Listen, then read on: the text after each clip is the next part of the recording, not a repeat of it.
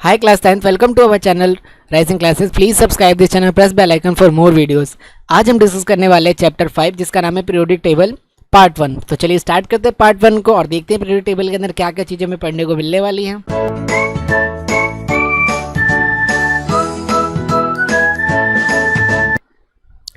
देखिए इंट्रोडक्शन में सबसे पहले क्या है कि आज तक in the universe 115 elements have been found discovered till today, लेकिन अब ये क्या है बढ़ चुका है। ठीक है, 118 एलिमेंट्स जो आपके पीरियोडिक टेबल में मेंशन होते हैं, लेकिन अब 125 प्लस हो चुका है। ठीक है, तो 115 नहीं रहा है, 125 हो चुका है, उससे ज़्यादा हो चुका है बल्कि। Each of this element possess a different properties. अब जितने भी एलिमेंट्स होते हैं ना, वो अपनी प्रॉपर्टी को पोजेस करते हैं। सपोज करिए लाइक हाइड्रोजन है तो वो हाइड्रोजन की तरह बिहेव करेगा। इस तरीके से मान लीजिए ये पोटेशियम है, के यानी पोटेशियम, ये पोटेशियम की तरह बिहेव करेगा। तो हर एक डिफरेंट एलिमेंट डिफरेंट तरह की प्रॉपर्टी को शो करता है। ठीक है, और it difficult to understand to use of property each element at time. But उस समय क्या था, इतने सारे एलिमेंट थे। आप खुद सोचो, आप लाइब्रेरी में कभी जाते हो बुक्स लेने, अब सारी बुक्स अगर मिक्स मिलेंगी, फर्स्ट सेकंड थर्ड फोर्थ और सबकी मिक्स में है, मतलब हिंदी ना एक जगह है, ना इंग्लिश है, ना मैथ्स है, सारी एक जगह मिक्स रहे, तो डिफ़िकल्ट होगा। बट अगर उन्हें अगर हम एक तरह से सीक्वेंस में एक टाइम पे 8th क्लास की बुक लगा दे, एक जगह 7th की लगा दे, एक जगह 5th की, तो आप इजीली फाइंड कर पाओगे अपनी बुक्स को, है ना, और इस सिस्टमेटिकली चल पाएगा वो सिस्टम। तो इसी तरीके से उस समय क्या था, बहुत सारे एलिमेंट थे, तो उनको क्या करना था, सिस्टमेटिक लगाना था, एक पैटर्न में लगाना था। इसीलिए पीरियोडिक टेबल का आविष्कार किया गया, पीरियोडिक टेबल के बारे में हमें पढ़ाया गया।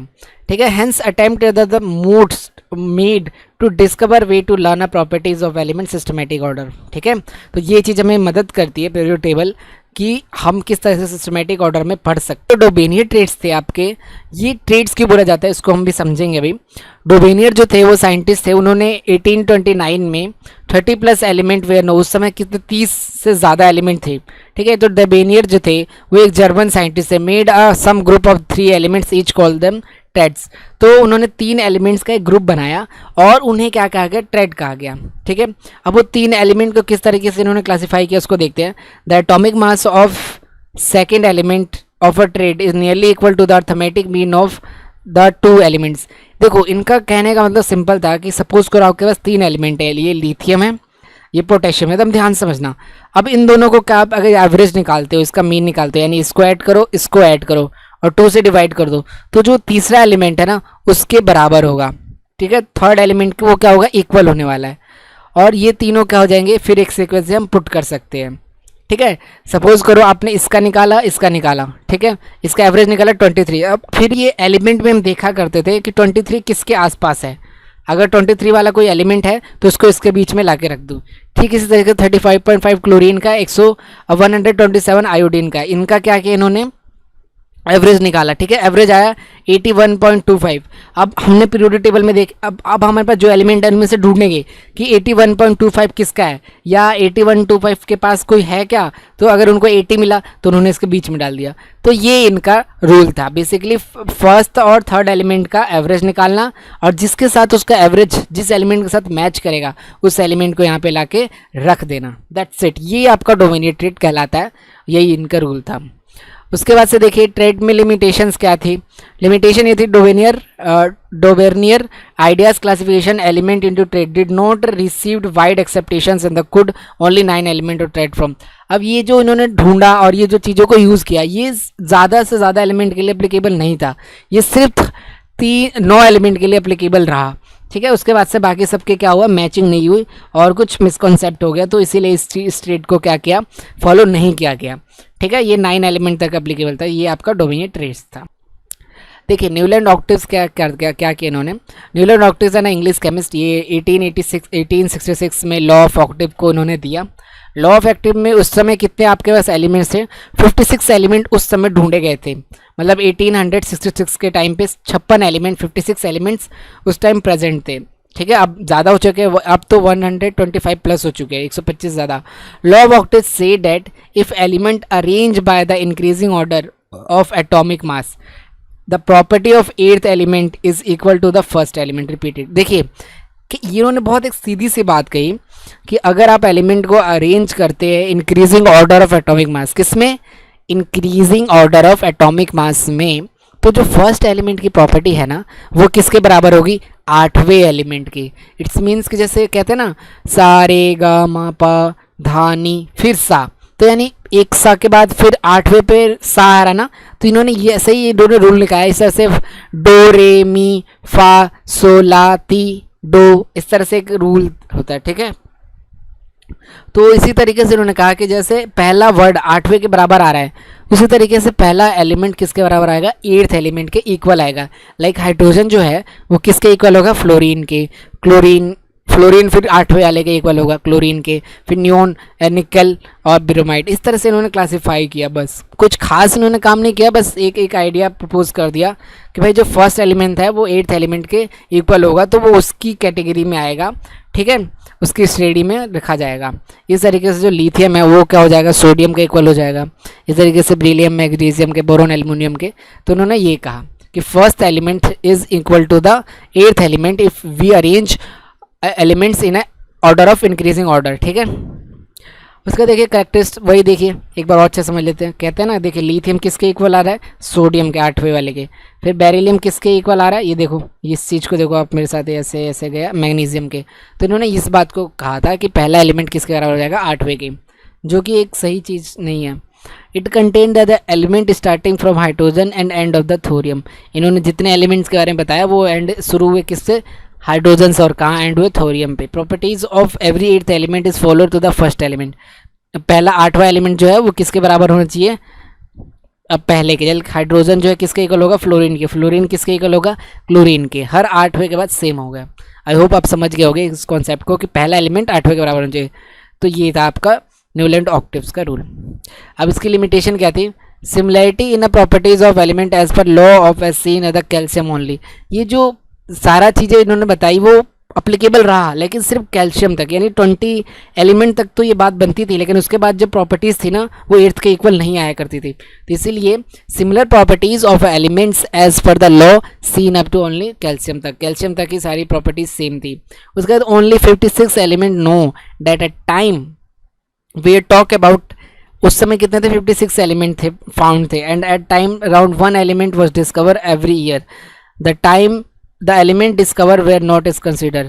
अब हर साल जो नए एलिमेंट ढूंढे जाते थे उनको इसमें कंसिडर नहीं किया गया, उनके लिए कोई स्पेस नहीं छोड़ी गई कि हाँ भाई आज से फ्यूचर में जो एलिमेंट्स आएंगे उनको कहाँ रखा जाएगा। तो इसीलिए फ़ायदेमंद नहीं था, इसकी लिमिटेशन हो गई। उसके बाद से at many places 2 elements were place in the single slot, like cobalt और निकल को एक ही स्लॉट में पुट किया गया था। देखो जैसे कोबाल्ट और निकल ये दोनों एक ही जगह पे आ रहे हैं ना, आ रहे कि नहीं आ रहे, कोबाल्ट और निकल, ऐसा नहीं होना चाहिए, बट ये भी इनकी लिमिटेशन थे कि एक जगह पे 2 एलिमेंट्स आ रहे हैं। उसके बाद placing of iron for away cobalt and निकल which have a similar properties of iron could not be explain. और ये भी था आयरन, कोबाल्ट, निकल, ये कहते हैं सिमिलर प्रॉपर्टीज एक तरह से कभी कभी शो करने लगते थे, बट इनको कोई ऑर्डर नहीं मिला, तो इसकी लिमिटेशन थी न्यूलैंड ऑक्टेव्स की। देखिए मेंडली पीरियोडिक टेबल क्या कहता है हमसे, देखिए इनका नाम था डिमित्री मेंडलीव, रशियन केमिस्ट है ये। जो मेंडलीव थे ये एक रशियन केमिस्ट थे। इन 1869 में इन्होंने मेंडली पीरियोडिक टेबल को दिया, मतलब 1869 में मेंडली पीरियोडिक टेबल को लाया गया। Till then 63 element were no, उस समय कितने एलिमेंट प्रेजेंट थे, 63 elements. Mendeleev arrange element in increasing order of atomic mass. Mendeleev का जो पीरियोडिक टेबल था किस पे बेस्ड था, इंक्रीज एटॉमिक मास पे बेस्ड था। समझे, ध्यान से समझना है। मेंडलीव का जो पीरियोडिक टेबल था किससे बेस्ड था, atomic mass, increasing atomic mass पे बेस्ड था। He tried to put element with similar properties in a group. इन्होंने क्या किया, कोशिश करी कि जो भी एलिमेंट्स है उनको क्या किया जाए, एक पर्टिकुलर ग्रुप में वो किया जाए, अरेंज किया जाए, ठीक है, सिमिलर ग्रुप में जिनकी प्रॉपर्टीज है उनको। Due to we find a empty box in his table, और कुछ एम्प्टी बॉक्स भी रखा इन्होंने अपनी टेबल में ताकि फ्यूचर एलिमेंट्स के लिए जगह रहे, ठीक है, क्योंकि उन्हें पता था कि आने वाले टाइम में कुछ ना कुछ ऐसे एलिमेंट्स होंगे जो बाद में ढूंढे जाएंगे, लाइक अभी जो ढूंढे गए, तो उनको किस तरह से पीरियोडिक टेबल में हम फिट कर सकते हैं। देखिए इनकी जो पीरियोडिक टेबल थी ना, इन्होंने सबसे ज़्यादा काम किया। इन्होंने डेवेनियर से और न्यूलैंड ऑक्टेव से उनसे ज़्यादा काम किया। इन्होंने सबसे पहले क्या किया, हर एक एलिमेंट को रिएक्ट कराया, ठीक है, हर एक एलिमेंट को पहले हाइड्रोजन से रिएक्ट कराया, फिर ऑक्सीजन से रिएक्ट कराया।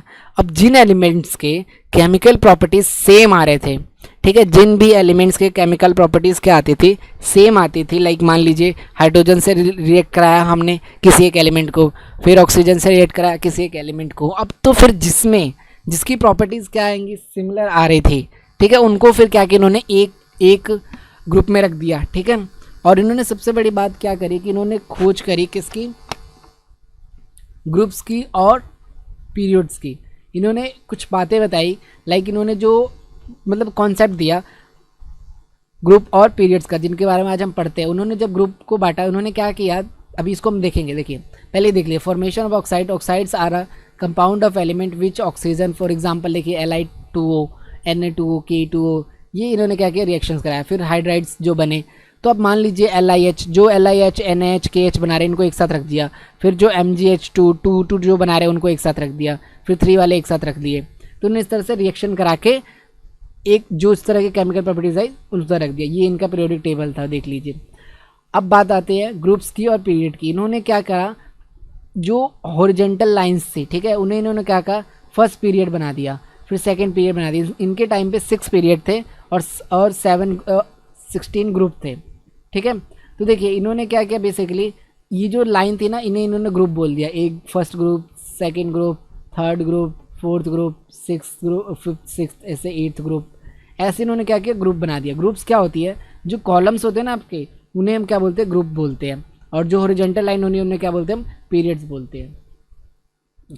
तो देखिए, the horizontal row present the periodic table called the periods. ठीक है, उसे हम क्या बोलते हैं, पीरियड बोलते हैं। उसका the vertical column present called a, there are total 8 group. अच्छा, उनके टाइम पे 8 ग्रुप था। ठीक है, सिर्फ 8 ग्रुप था, सॉरी फॉर मिस्टेक, वो 8 ग्रुप था उस टाइम पे।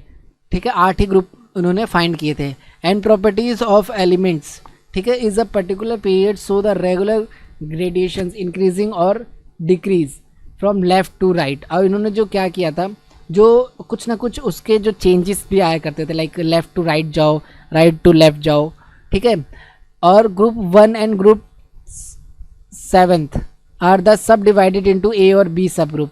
जो फर्स्ट ग्रुप था और जो 7th ग्रुप था, इन्होंने उसको क्या किया, उसको भी सब डिवाइड किया। ठीक है, दूसरे फिर फर्दर ग्रुप में डिवाइड किया। And all elements in particular group have a similar properties, they show regular graduations in a physical properties and chemical reactivities. और जो भी आपके डिफरेंट ग्रुप्स थे, सपोज करिए ग्रुप 1 है, ग्रुप 2 है, तो वो अलग अलग तरह के ग्रुप्स क्या होंगे, अलग अलग तरह की प्रॉपर्टीज़ को शो करते थे। ठीक है डियर स्टूडेंट्स, देख सकते हैं आप यहाँ पर। देखिए लिमिटेशंस क्या थी पीरियोडिक टेबल की, पोजीशंस ऑफ आइसोटॉप्स। सबसे पहले मेंडली पीरियोडिक टेबल की लिमिटेशंस हमारे सामने क्या आती है कि आइसोटॉप्स जो थे, आइसोटॉप्स ऑफ एटम्स, आइसोटॉप्स वो होते हैं सपोज करिए जिनका क्या हो, एटॉमिक मास सेम हो but different chemical, different atomic number हो। तो अब इनका क्या था कि same atomic number, atomic mass पे बेस था। अब 2 एलिमेंट है जिनका एटॉमिक नंबर क्या है, सेम है।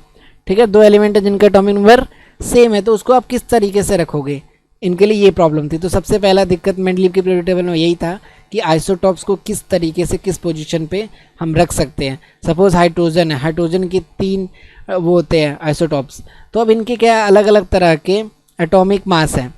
अब इनका क्या है, इंक्रीजिंग ऑर्डर पे है। सबसे छोटा जो एटॉमिक मास उसको पहले रख दो, फिर उससे थोड़ा बड़ा, फिर उससे थोड़ा बड़ा, फिर उससे थोड़ा बड़ा, जो भी आए एटॉमिक मास है। बट अगर एटॉमिक मास क्या हो, सेम हो, तो आप कैसे रखोगे, इसके बारे में उन्होंने कुछ नहीं बताया। तो एक पहला यही है कि पोजीशन ऑफ आइसोटॉप्स, ये लिमिटेशन पहली आती है मेंडलीव की। Then second is anomalous pair of elements. कहते हैं कि an element is locations elements where put in order decreasing order mass. लेकिन इन्होंने क्या किया था, डिक्रीजिंग ऑर्डर, यानी पहले जो छोटा फिर उससे बड़ा, एक ऑर्डर फॉलो किया था। बट कुछ एनामलस बिहेवियर होते थे जो लाइक कोबाल्ट हो गया, निकल हो गया, और ये Ti और I हो गया। ठीक है, तो इसको आप कैसे रखो, क्योंकि कई बार क्या होता था कि अगला नंबर क्या होना चाहिए जिसका एटॉमिक मास बड़ा होना चाहिए, बट अगले वाले का क्या हो जाता था, छोटा हो जाता था एटॉमिक मास। देखिए आर्गन का 40 है, पोटेशियम का क्या है 39 है, तो ये एटॉमिक मास गलत हो गया ना। अगला हमारा कैसा होना चाहिए था, या तो बड़ा होना चाहिए ना, हमने इंक्रीजिंग ऑर्डर में लगाया तो पहले छोटी संख्या आती है फिर बड़ी आती है। इसमें भी देखिए कोबाल्ट निकलने पहले छोटा आना चाहिए था फिर बड़ा आना चाहिए था, तो इसमें पहले बड़ा आ गया फिर छोटा आ गया। इसमें भी देखो आप, तो इस तरीके से एनामलस बिहेवियर दिखने लग गया कि ये इंक्रीजिंग ऑर्डर ऑफ एटॉमिक मास को फॉलो नहीं कर पाया। तो दूसरा ये था एनोमलस बिहेवियर ऑफ एलिमेंट कि इंक्रीजिंग ऑर्डर में होने चाहिए थे बट इंक्रीजिंग ऑर्डर में ये नहीं पाए गए। पोजीशन ऑफ हाइड्रोजन को ये आज तक कभी भी एक्सप्लेन नहीं कर पाए। Properties of hydrogen is similar but first to 17th but Mendeleev place group 1 without any proper examination. Hydrogen क्या था, सिमिलर प्रॉपर्टीज रखता था ग्रुप 1 और ग्रुप 7 में। ग्रुप 1 में जितने एलिमेंट है ना और ग्रुप 7 में, दोनों में रखा जा सकता था, मगर इन दोनों में से किस में रखे ये चीज़ भी एक्सप्लेन नहीं कर पाए। तो ये मेंडलीव की ड्रॉबैक था। अब मेंडलीव के फ़ायदे क्या है उसको देख लेते हैं। देखिए अर्लियर 63 एलिमेंट इन नो, उस टाइम पे 63 एलिमेंट्स फाइंड किए गए। Mendeleev discover prediction of a new elements. Mendeleev ने ये प्रिडिक्ट कर लिया था कि फ्यूचर में क्या होंगे, नए एलिमेंट्स आएंगे ही आएंगे। तो उसके लिए इन्होंने क्या करा था, पीरियोडिक टेबल में ब्लैंक स्पेस छोड़ दिया, खाली जगह छोड़ दी। This vacant space where elements are आज के टाइम पे ढूंढे गए और उनको रखा गया। For example for existence some unknown like boron, scandium, aluminium, gallium, silicon, germanium, ये सारे कुछ कुछ एलिमेंट है जो बाद में आए और उन्होंने स्पेस पहले ही छोड़ दिया था मेंडलीव ने, तो और इन्हें लाकर फिर उसमें फिट कर दिया गया। ठीक है, इनको हम एका बोरोन जो बाद में ढूंढा गया ना, उन्हें एका बोरोन, एका स्कैंडियम, एका एल्युमिनियम, एका गैलियम बोला जाता है, जो एलिमेंट्स मेंडलीव के टाइम पर नहीं ढूंढे गए थे। ठीक है, मेंडलीव ने 6 पीरियड और 8 ग्रुप्स दिए थे और मेंडलीव के और बहुत सारे फ़ायदे थे। स्कैंडियम, जर्मेनियम, इसके लिए इन्होंने जगह छोड़ी थी। तो ये मेंडलीव के फ़ायदे थे और नुकसान आपने पढ़ लिया।